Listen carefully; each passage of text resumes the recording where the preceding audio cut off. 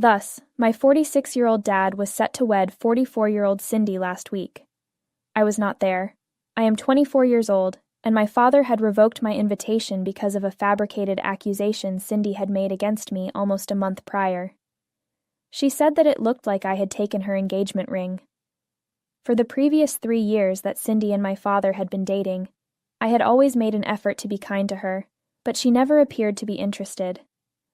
I never really cared that my dad was seeing someone else because my mother died when I was quite little. I'm not sure why she didn't like me. It's not like we were close either. Cindy asked me to come over to the house about a month ago.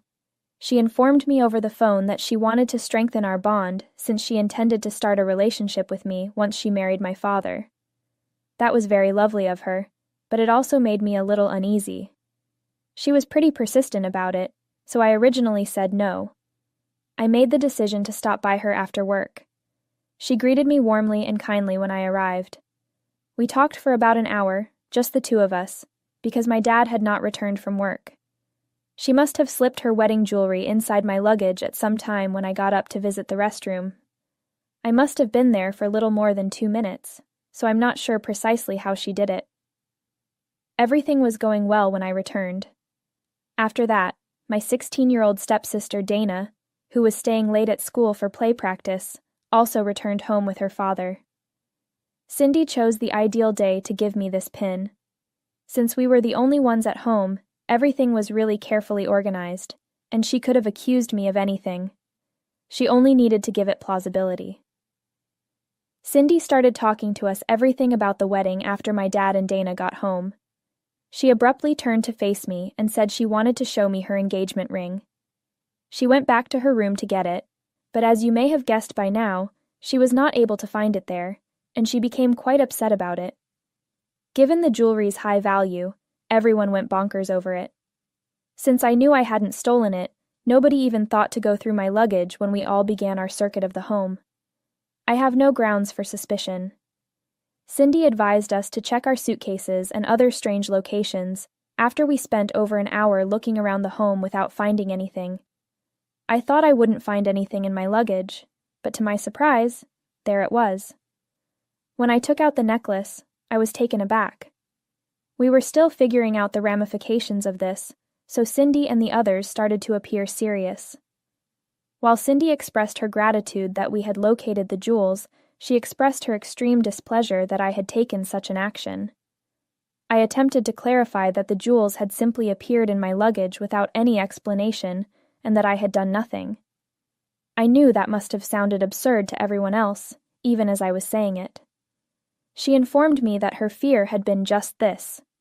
She then began speaking to my father, telling him that she had always felt as though there was a gap between her and me, and that she had attempted to bridge it, but that I had always seemed to be too closed off to recognize her attempts. She said she had seen my unhappiness even on the day she and my father became engaged. It seems that I had expressed to her my opinion that they seemed to be rushing into this. Although it was actually the other way around, she gave the impression that I was the one who had never warmed up to her.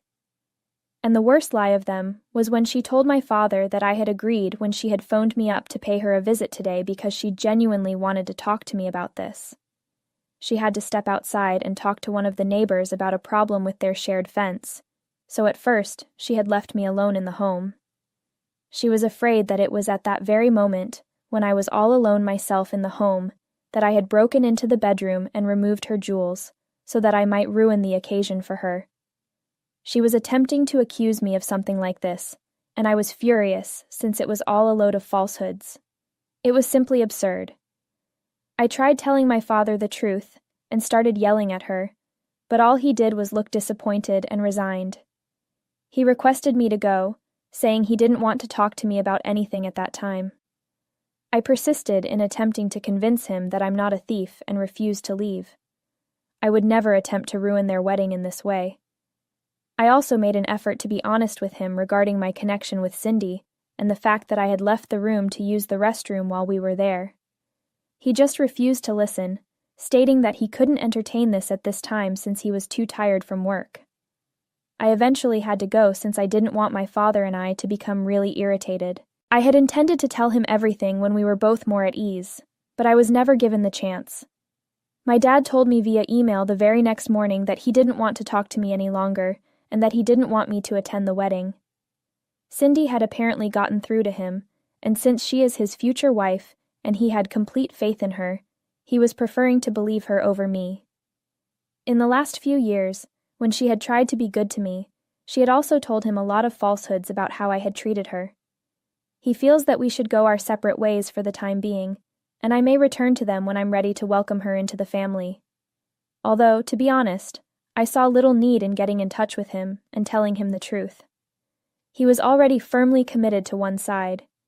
He believed Cindy was correct about my character, even though he was my father and had practically raised me since I was a small child. All that I needed to know was that he believed me to be a thief. I blocked him everywhere and refrained from contacting him in the future. Not that I wasn't hurt, mind you. I assure you that I was. However, what good is it to try to stay in contact with someone who doesn't even think you're credible? He intimated that I was a criminal with no ethics or morals when he decided to trust Cindy, and I can't accept that kind of disrespect. I thereby acted in my own best interests. It had been a month since we last spoke. Then, last week, an hour before the wedding, Dana dropped by my house without warning, giving me a major surprise. She has had a few dinners with them, so she is aware of my residence. I was really perplexed since she had come to my place dressed as a bridesmaid. I asked her what was up since she seemed extremely upset. I was not going to treat her cruelly because of whatever issues I had with her mother. She is a nice kid in my opinion, and she has always been extremely sweet to me.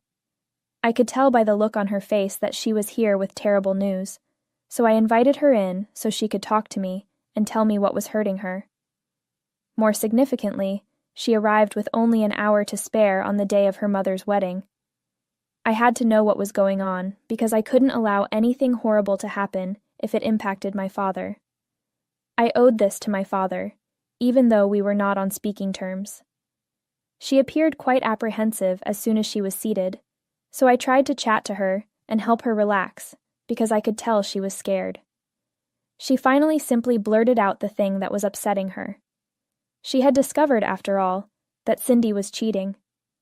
She informed me that 2 weeks before to the wedding, she and a few of her friends had been walking home from school when they noticed her mother at a cafe, holding hands with a different man. When she went home, she confronted her mother about it. They already knew that Cindy's mother was cheating on her fiancé and having an affair, so when she denied everything and became combative, it just strengthened their suspicions. She was correct about everything. She even looked through her mother's phone when she was sleeping. However, she remained silent about it for 2 weeks since she just didn't know what to do. Her conscience finally dawned on her just before the wedding, and she knew that she could not allow my father to carry out this. She claimed that because she knew there would be terrible repercussions if she disobeyed her mother, she had been extremely anxious about doing so. She felt compelled to be honest with someone, though. She believed that I was the only one who could assist her in this scenario, because she was a very reticent and timid person herself. She broke down in tears on my couch at one point, and I felt so horrible for her because I couldn't imagine how it must have felt to know that her mother was having an affair with her stepdad, and to be unable to speak out for fear of being abandoned. She informed me that she had come to the realization at the 11th hour that she simply could not allow this to happen and for the wedding to go place. She couldn't stab my father in the back like this. He had been nothing but nice to them both. She begged me to accompany her to the wedding so we could talk about this, since she was so afraid and was shaking all over. I truly liked it. Thus, I chose to follow her instructions. Besides, considering the way Cindy had destroyed my father and I relationship, I would never turn down the chance to set her straight. When Dana and I arrived at the wedding location by car, everyone was taken aback, mostly because they weren't expecting me to show up for my father's wedding in such casual attire.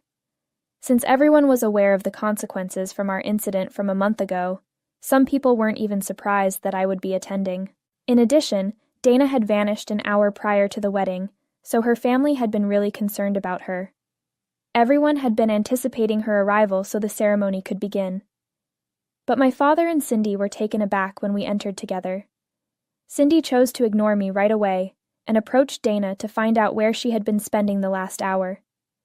Since she hadn't responded to any of their messages, everyone had been anxiously waiting for her so they could begin the ceremony.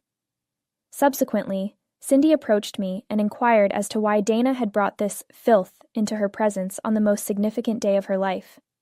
That infuriated me greatly. I made the decision to speak up so that everyone could hear me and not wait any longer. I revealed to all of them what Dana had informed me about Cindy's extramarital affair. Together with Dana, I was there to support my father and prevent him from being foolish enough to wed this lady. I got to witness the expression on Cindy's face when I said that, and it was worth a few seconds before she threw herself at me and began pounding me. She had not intended to physically assault me in that way, so I was taken off guard. She was on top of me and scraped my face quite a few times, but I got over it fast. I battled back as my flight or fight instinct took over, and ultimately, someone was able to separate us. To be clear, I don't like getting into physical confrontations, but I was sort of delighted when I gave her a fairly hard face slap. Nevertheless, she was so distraught that she began to scream crocodile tears as soon as we were pulled apart. She was murmuring something about her own daughter having betrayed her, but I'm not sure what that was about. After that, she confided in my father, telling him that she would never, ever consider cheating on him. He informed us that we should first talk to each other as a family and appeared to be quite bewildered. We proceeded to his hotel room. Dana informed my father what she had observed on the phone when we were in the room. Cindy realized right away that she was in trouble. She tried to argue that it was a violation of her privacy to search through her phone, and she would not consent to it happening again.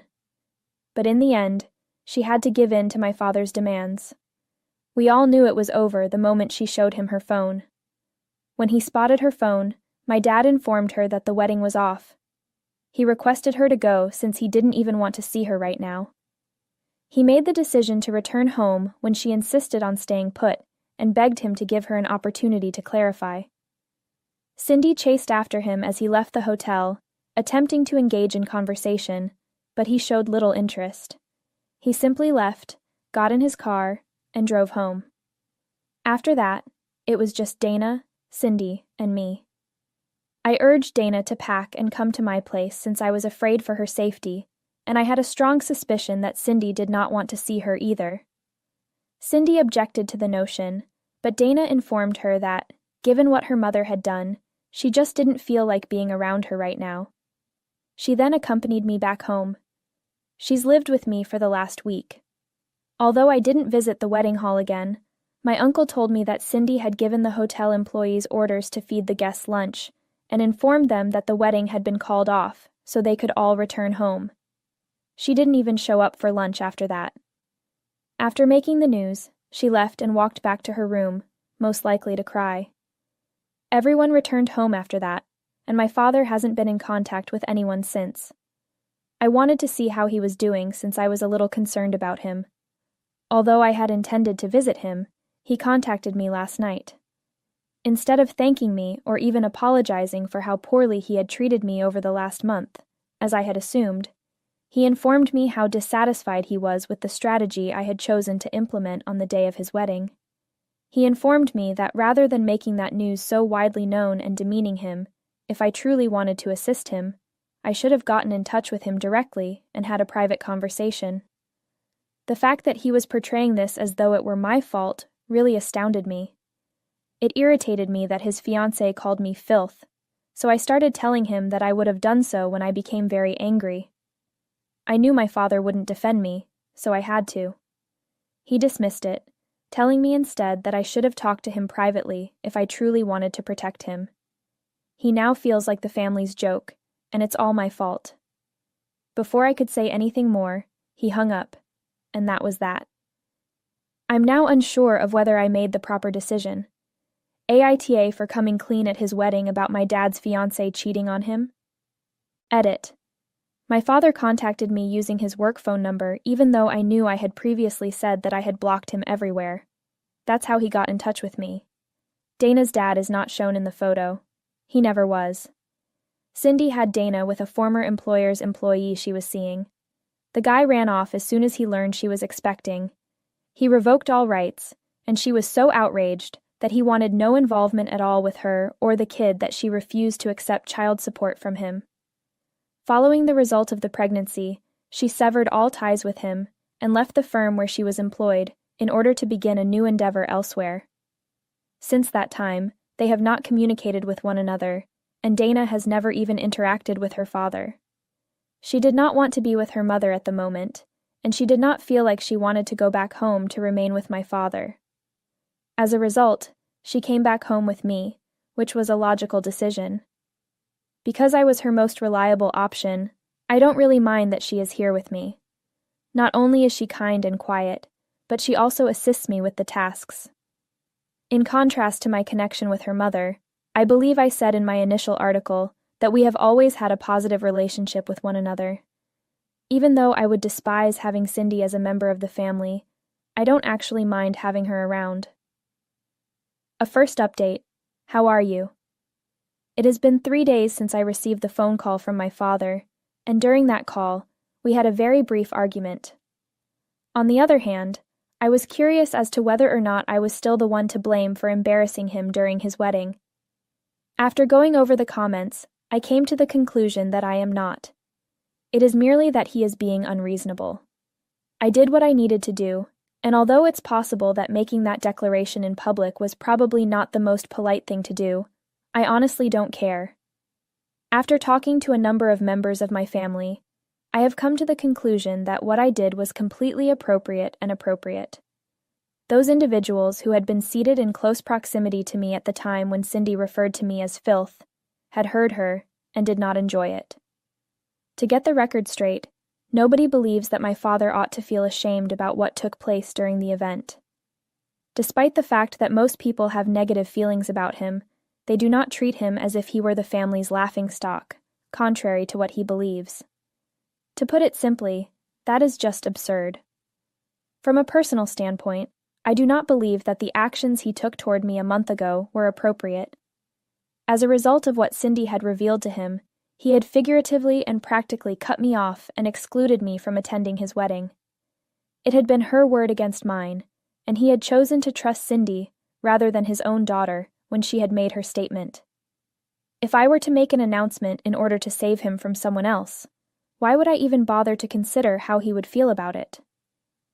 Due to the fact that he is behaving in a manner that is both absurd and unreasonable, I do not believe that I would like to have a conversation with him at this time, at least not until he apologizes.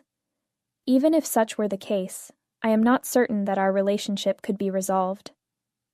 Another update. How are you? We have not received any communication from Cindy, despite the fact that it has been over 2 weeks since the day of the wedding. The things that she intends to undertake are a mystery to me. As I've indicated in the past, I don't really mind having Dana around, so the fact that she is still living with me is something that I am happy about. I have not attempted to get in touch with my father, and he has not attempted to get in touch with me any longer either. It has been brought to my attention by my uncle that my father has been discussing with various individuals the manner in which I disclosed Cindy's affair to the world, and that he has been receiving a great deal of support from our family. Every single one of them seemed to believe that my actions were appropriate, particularly considering that Cindy's acts were more severe than what I did. I have heard from the majority of my family members that they are extremely dissatisfied with Cindy's behavior, and they have made their displeasure known. I have also been told by a few others that Cindy has been screaming about how I ruined her life and embarrassed her in front of everyone, which she has said is the reason why she is so miserable. She has been avoiding me and my father, and I have heard that she is going to travel back to her family in a distant state. This is the reason why she has not been in contact with us. To the best of my knowledge, she is only attempting to completely sidestep the problematic scenario. In spite of the fact that I am not really sure what to make of it, it appears that my father is still not pleased with me. If he truly wants to make things right between us, he is the one who makes the initial effort to get in touch with me. I do not believe that it is appropriate for me to apologize when I do not believe that I have committed any wrongdoing. At this point, everything seems to be kind of hanging in the air, and I have the impression that there are a lot of things that have not yet reached a resolution with regard to them. It seems that what I am attempting to convey is that there is a great deal of uncertainty regarding the events that are going to take place in the future, and this is true for both Dana and myself. As a result of the fact that none of us are aware of what our parents are doing, I am experiencing feelings of being taken aback and lacking control since I am unsure of what to anticipate. Since that final phone contact, my father and I have not communicated with one another, and I have the impression that I will have to get in touch with him at some point. In order for Dana to attend school, she must bring all of her belongings, including her books, her clothes, and everything else. She has just been sharing my clothing and anything else she brought to the hotel for the wedding up to this point. It would be inappropriate for her to wear those to school, and even if we remove the clothing from the equation, she would still want her books. That being the case, it is unquestionably going to be necessary for us to return to my father's residence, and I will need to have a conversation with him in order to coordinate the timings with him. At the same time, I am experiencing a lot of strange feelings over this, and I get the impression that any relationship I may have had with my father has been completely destroyed. Because we will never be able to return to the way we were before, simply having a conversation with him feels like a monumental undertaking.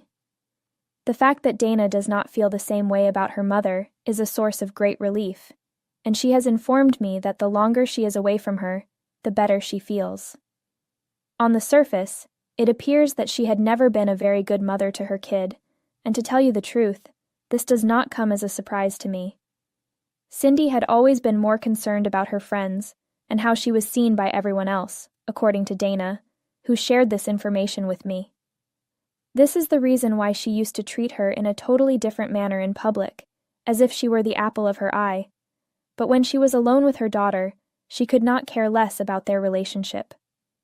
The most of the time, Cindy would just leave her with the nanny when she was younger. Subsequently, when she reached the age when she could live independently, she moved in with my father. It was a very hot and cold relationship that she had with Cindy, and she would only be kind to her when my dad was there. That was the only time she would be nice to her. Therefore, I can see why she is relieved to be free of her at this moment in time. The third update. A few days ago, I mentioned that I needed to have a conversation with my father in order to be able to go to the home and get all of the stuff that Dana need.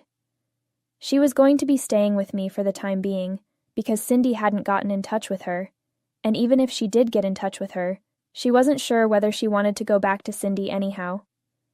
When I submitted my update, a lot of people advised me that I needed to just take off the Band-Aid and talk to my father in order to have this matter resolved.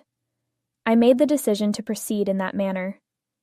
Immediately following the publication of that update, I unblocked him and sent him a text message in the evening, inquiring as to whether or not I may come over to get Dana's belongings.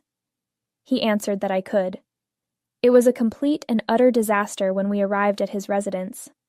Not only did it appear as though it had not been cleaned for about 2 weeks, but my father was also a complete mess. We made an effort to disregard it and mind our own business, but as I was leaving, I couldn't help but ask my father if he had heard from Cindy. We attempted to ignore it and just mind our own business. He informed me that they had discussed the matter after the wedding was called off, and that they had resolved to pay off all of the suppliers and divide the expenditures in accordance with what they had determined previously, but that was the end of it. Following then, he had not received any communication from her. I expressed my regret that he was being forced to go through all of this, and he simply nodded before continuing to stare off into space. I told him that I was sorry for him to have to go through all of this. For the whole hour that we had been there, that was the only thing that he had been doing. He did nothing more than stare off into space while taking a few sips of wine from his glass at regular intervals. He had not even bothered to change out of his work clothes, which was rather uncommon given that my father had mentioned that he experienced a sense of suffocation when he was dressed in his work clothes, and that he preferred to change as soon as he arrived home. Nevertheless, I could see that he was having a lot of difficulty. He stopped me just as I was ready to leave and told me that he wanted to apologize for everything that he had put me through. I was about to leave when he stopped me. He informed him that Cindy had lied to him about a great deal of information, and it is only now that he has come to the realization that he had been taken advantage of just because Cindy desired for me to be removed from the scene. He stated that the only reason he had believed Cindy when she accused me of stealing was because she had given screenshots of me being extremely disrespectful to her when she was attempting to text me, and he believed that this was sufficient proof. He claimed that this was the only reason he had believed Cindy. Now, however, he was of the opinion that those screenshots may have been manufactured. He speculated that she had most likely just ordered a buddy to be impolite to her and then altered the contact name to Mai. In addition to that, he informed me that she had been quite astute in the manner in which she was going to carry out this endeavor, and that she had informed him of various plans that she had attempted to establish with me, but that I had cancelled. When we were having normal discussions, she would bring me up, and she would make me out to be the bad guy. In his mind, he had already been influenced, but he was unable to acknowledge it because he was too ignorant. Therefore, he wanted to express his regret to me for that, and then he began to get emotional. I tried to comfort him for a while, and Dana did the same thing. We both conveyed to him that it wasn't all his fault. For the time being, the fact that he expressed regret for it was sufficient. As soon as I was able to, I informed him that I would make arrangements for a maid who would take care of the house, and that I would also put him in contact with a therapist. I experienced a great deal of compassion for him. At the very least, I have the satisfaction of knowing that I made an effort to mend our connection, even if I do not know whether or not we will be able to do so. Despite the fact that Cindy was crafty and manipulative, my father was unable to see through her. I am not going to hold it against him since he was in love with her, and despite the fact that it wounded me, I am aware that if I had been in his position, I perhaps might not have been able to see through Cindy either. In the case of Cindy, it would have been difficult to avoid falling for her falsehoods, since she is capable of being quite manipulative when she wants to be, and I have witnessed this phenomenon directly. Love has the ability to make people ignorant and blind-sighted. In addition, it is very evident that she had been attempting to alienate my father in order to make it simpler for her to exert control over him. These types of acts are a form of abuse, according to what I have read about them. I want to be the sort of person that takes action to assist someone who is being mistreated, rather than turning my back on them when they are in need of assistance.